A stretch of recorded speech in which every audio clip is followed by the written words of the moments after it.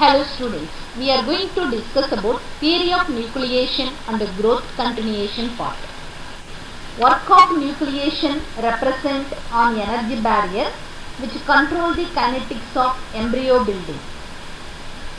The rate of nucleation from the theory of chemical kinetics, n is equal to c into exponential of minus delta ohm c divided by kt. Why? Because the rate of nucleation is directly proportional to exponential of minus delta ohm c by kt. Remove the directly proportional, you are adding the constant, that is frequency factor. Are you clear on that? Okay.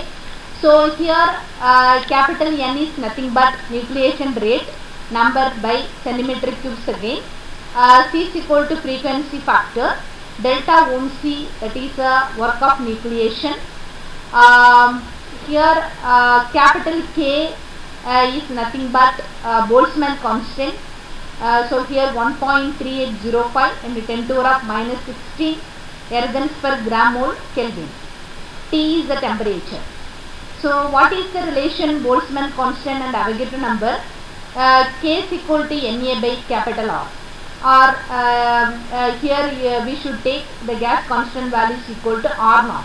Okay. So both are same. Here substitute the capital K in terms of Avogadro number.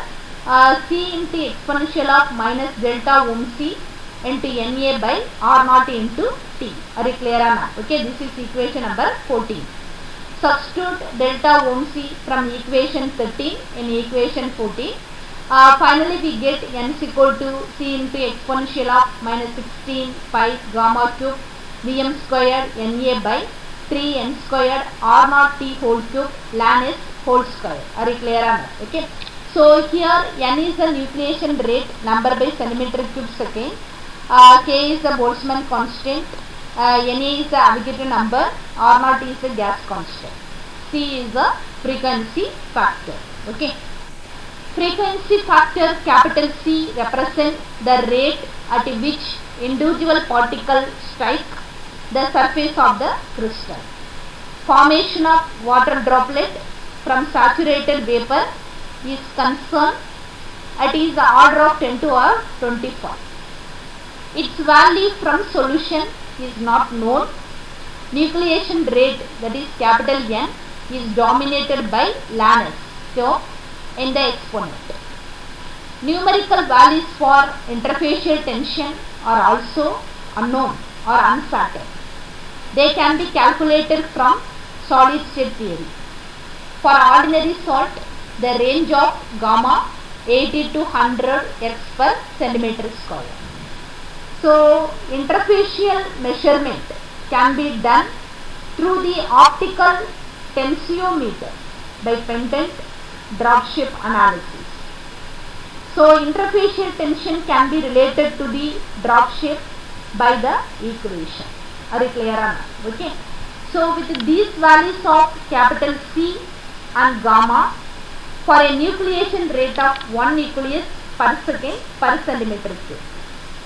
So value of S, S is nothing but supersaturation ratio, can be calculated and it is found to be very high. It is highly impossible for material of usual solubility.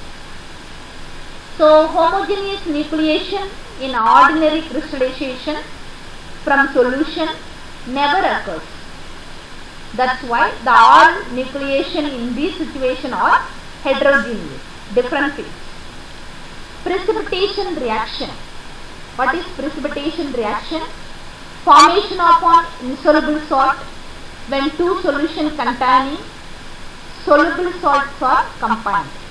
Precipitation reaction can help determine the presence of various ions in solution. Okay. So however in precipitation reaction where Ys is very small, Ys is nothing but mole fraction of solute in saturated solution, and where large supersaturation can be generated rapidly, homogeneous nucleation probably occurs. Heterogeneous nucleation, catalytic effect of solid particle or nucleation rate is the reduction of energy barrier. Level of supersaturation needed is greatly reduced. Crystal growth, it is a diffusion process modified by the effect of the solid surfaces on which the growth occurs. Solute diffuses through the liquid phase and reach the growing phases of a crystal, and the crystal starts growing. Delta L law of crystal growth. All crystal in magma grow in a uniform supersaturation phase and at the same temperature, and if all crystals grow from birth at a rate governed by the supersaturation. All crystals are not only invariant but also have the same growth rate, that is independent of size. Growth rate is not a function of crystal size, it remains constant. Delta L is equal to G into delta T. This is equation number 1. Growth coefficient. By using the expression for overall coefficient capital K in terms of Plym coefficient. Overall coefficient is expressed in terms of Plym coefficient. Capital K is defined, that is overall coefficient. So m dash divided by Sp into y minus y. This is equation number 2. Where K is equal to overall coefficient, m dash is equal to rate of mass transfer in moles per hour, Sp is equal to surface area of crystal, y minus y is driving force.